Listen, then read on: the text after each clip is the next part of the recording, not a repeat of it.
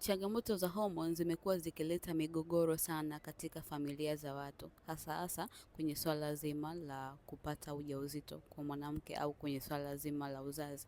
Fahamu kwamba mwanamke mwenye changamoto ya hormone imbalance au mwanaume mwenye changamoto ya hormone imbalance, mwanaume inakuwa ni ngumu sana kutongesha ujauzito kwa mwenza wake, lakini vile vile kwa mwanamke inakuwa ni ngumu sana kuweza kushika ujauzito kwa sababu hormones zake zinakuwa haziko sawa. Hii shida inasababishwa sana na mtindo mzima wa maisha, aidha ni vyakula ambavyo mtu anatumia, lakini vile vile kwa mwanamke matumizi ya uzazi wa mpango. Kwa hiyo mwanamke ambaye umesumbuka sana kushika ujauzito, changamoto ni hormone, lakini vile vile kwa mwanaume ambaye umesumbuka sana kutungisha ujauzito, changamoto yako mbegu zako haziko sawa, haziwezi kutungisha ujauzito, au mbegu zako ni nyepesi, hazina mkia. Fahamu kwamba shida ni hormone haziko sawa, na ndio maana inapelekea hiyo changamoto yako. Kama unapitia hii shida, aidha ni mwanaume aidha ni mwanamke, chukua namba yangu profile nikupe mkakati maalum ambao utakusaidia kuondokana na hiyo shida na kurejea katika hali ya kawaida, na wewe uweze kuitwa mama, uweze kuitwa baba.